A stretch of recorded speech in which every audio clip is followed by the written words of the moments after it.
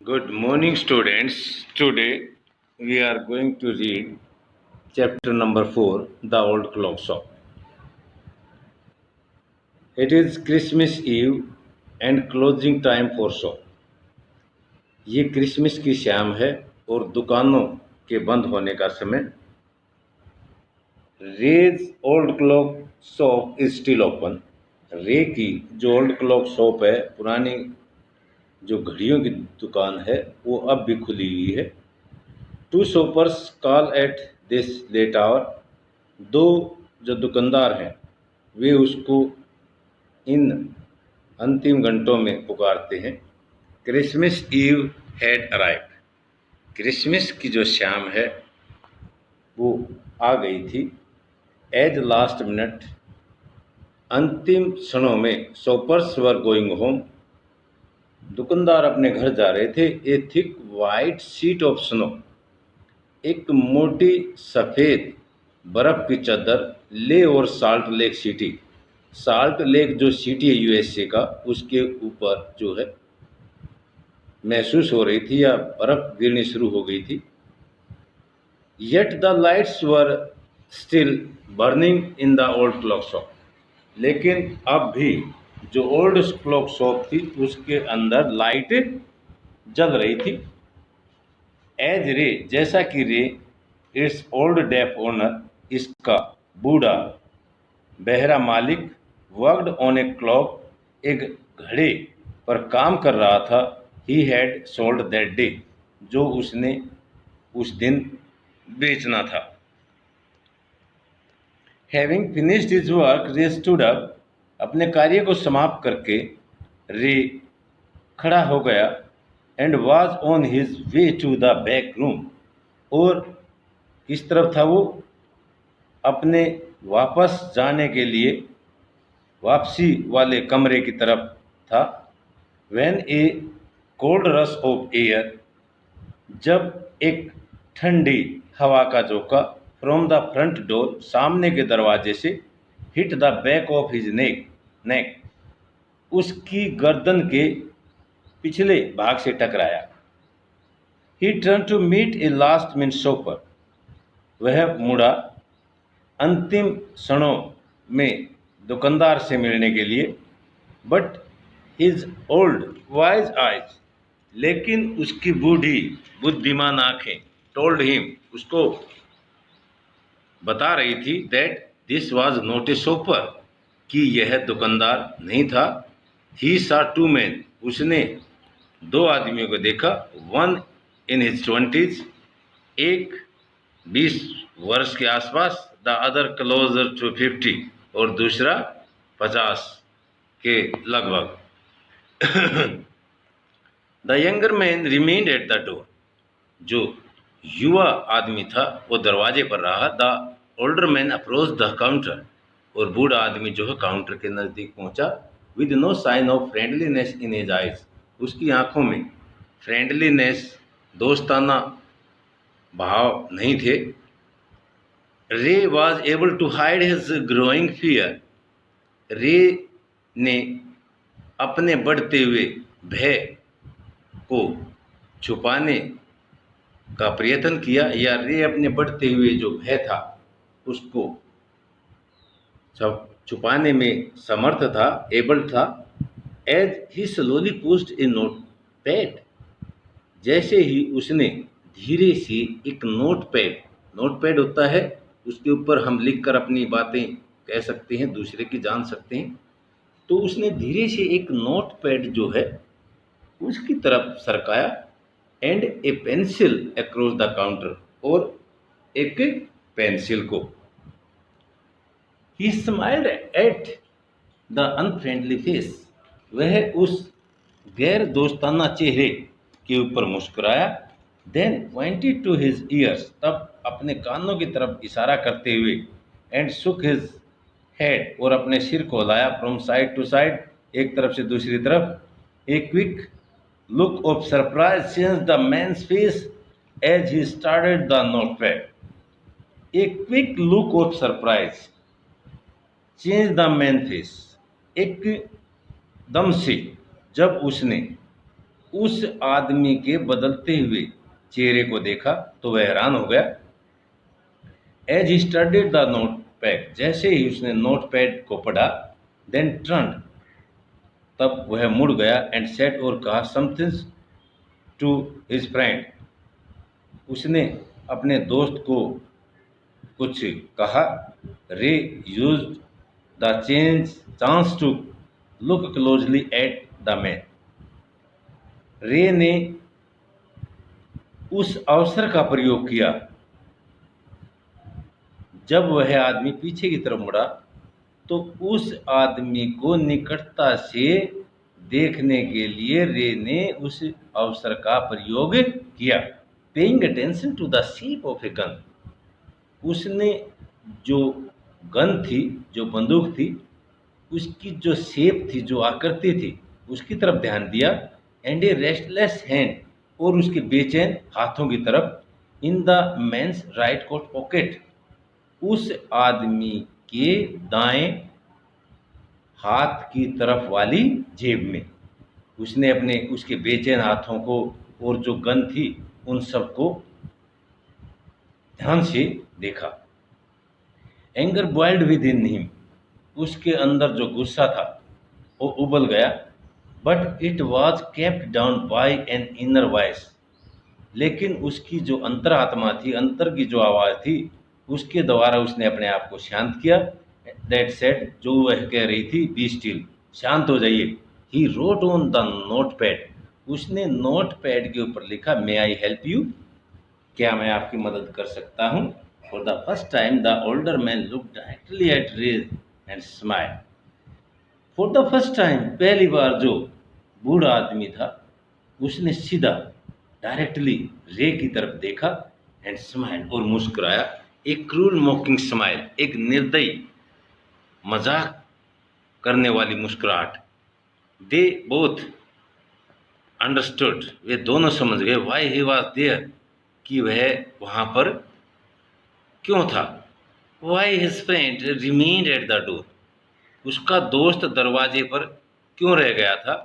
They looked like men who were down on their luck, वे उन आदमियों की तरह से दिखाई दे रहे थे जिनका बुरा भाग्य चल रहा होता है, जिनका लक अच्छा नहीं होता है, वे ऐसे दिखाई दे रहे थे।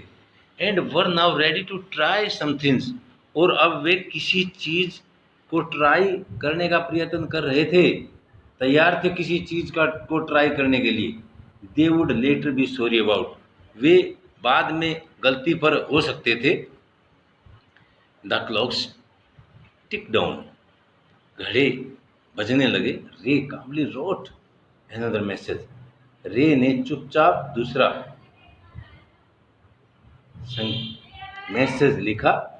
Have you come to pick up a clock or watch, have you come, क्या आप कोई घड़ी या घड़ा लेने के लिए आए हो। Then he pointed to the loan board, तब उसने जो लोन का बोर्ड था उसकी तरफ इशारा किया। फील्ड विद हैंगिंग क्लॉक, जो लटकते हुए घड़ों से और पॉकेट वॉच से भरा हुआ था। ही वॉज नॉट ए पान ब्रोकर, वह एक पान ब्रोकर नहीं था। पान ब्रोकर का मतलब होता बेटे एक ऐसा महाजन जो किसी वस्तु को अपने पास रख करके उसके बदले में कुछ पैसे उसको एज ए लोन प्रदान करता है, तो उसको बोलते हैं बेटे पान broker. He was not a पान ब्रोकर, वह एक पान ब्रोकर नहीं था, महाजन नहीं था जो वस्तुओं के बदले में ऐसे किसी को देता है। But at the same time couldn't से नो, लेकिन उस समय वह नो नहीं कह सका टू द नीडी पीपल, उस ज़रूरतमंद लोगों को।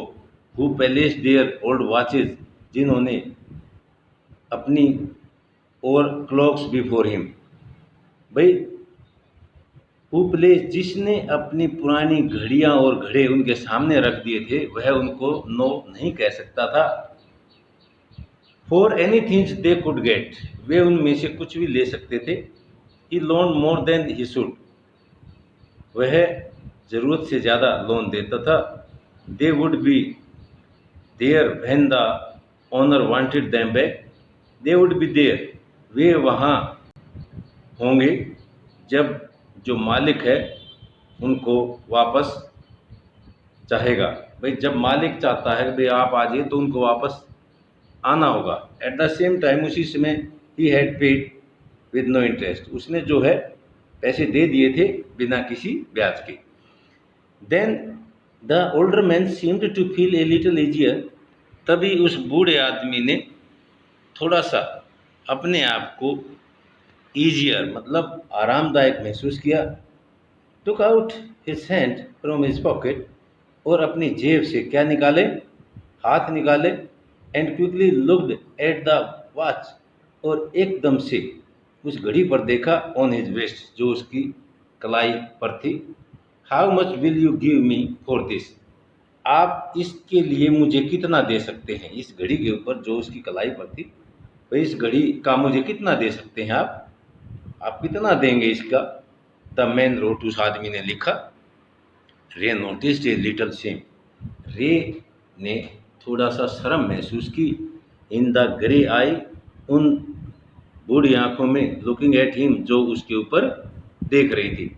भाई जो ग्रे आंखें जो थी जो उसके ऊपर देख रही थी, तो रे ने थोड़ा सा महसूस किया। क्या महसूस किया, शर्म महसूस किया। द वॉच नथिंग स्पेशल, जो घड़ी थी वो विशेष नहीं थी। And yet had great power, लेकिन फिर भी उसकी बड़ी पावर थी, शक्ति थी। It was somethings to exchange, इसमें कुछ ऐसी चीज़ थी जिसका बदले में वह कुछ पैसे दे सकता था। एक्सचेंज जिसके बारे में, जिसके लिए एक्सचेंज हो सकता था। A way out of a bad situation, बुरी स्थिति से का एक ये रास्ता था। नोइंग दैट, ये जानते हुए। ग्रेट नीड, भाई knowing that great need had brought the man to his shop in the first place, जानते हुए कि जो एक बहुत बड़ी ज़रूरत है उस आदमी को उसकी दुकान पर लेकर आई थी पहली बार। रे आस्क्ड, रे ने पूछा। How much do you need for it, कि आप इसके लिए कितना चाहते हैं। The man, the reply came back on the note pad, जो उत्तर था नोट पैड के ऊपर आया। वाट एवर इट्स वर्थ, जो कुछ इसकी कीमत है। Ray raise in to the cash box, ray जो है कैश बॉक्स जो था न जहाँ पर ना कैश रखता था उसके पास पहुँचा। पुल्ड आउट ए $50 नोट, और एक $50 का नोट निकाला। And passed it in to the man's hand, और उसने इस डॉलर को उस आदमी के हाथ में थमा दिया। एज दे शुक हैंड्स, जैसे ही उन्होंने अपने हाथ मिलाए। Ray looked in to the man's eye, Ray ने उस आदमी की आंखों में देखा। दे सीम टू सी, जो कहती हुई दिखाई पड़ती हैं, दिखाई देती थी। थैंक यू, आपका धन्यवाद। दे बोथ न्यू, वे दोनों जान गए थे। The watch wasn't worth that much, कि घड़ी की कीमत इससे ज़्यादा नहीं थी। बिफोर टर्निंग टू लीव, जाने से पहले। द मैन रोट, उस आदमी ने लिखा। I will be back to pick it up, मैं इसको वापस लेने के लिए आऊँगा। As soon as I can, जितना जल्दी हो सका। मैरी क्रिसमस, क्रिसमस मुबारक। The little story ended on the half hour, जो छोटी सी जो कहानी थी ये आधा घंटे में समाप्त हो गई। With the clocks striking all together, सभी घड़ों के एक साथ बजने लगे। The time pieces which had been looking on silently all the while, जो टाइम पीस थे, जो घड़ियाँ थी। Which had been looking on silently, जो हमेशा ऐसे दिखाई देती थी कि वे बिल्कुल साइलेंट हैं। ऑल द वाइल, पूरे समय। Ring out the time with which feeling, और वे जो है बजने लगे पूरी फीलिंग के साथ। दैट इवन रे thought he could hear them, कि वह उनको सुन सकता था। देयर स्वीट म्यूजिकल मैसेज, उनका मधुर संगीतीय जो संदेश था। वाज फिल्ड विद होप, वो आशा के साथ भर गया था। द टाइमलेस मैसेज, कभी न परिवर्तित होने वाला संदेश of peace on earth, goodwill, जो पृथ्वी पर शांति का, अच्छाई का, टुवर्ड्स ऑल, सभी के प्रति, was felt by the three man, तीनों आदमी ने महसूस किया, who stood in the old clock shop, जो उस ओल्ड क्लॉक शॉप के अंदर खड़े थे। तो स्टूडेंट्स इसको ध्यान से रीड करना बेटे, और अपना जो आपका रिटन वर्क है जो अब तक का हुआ है उसको आप टाइमली चेक कराते रहें। Okay, thank you.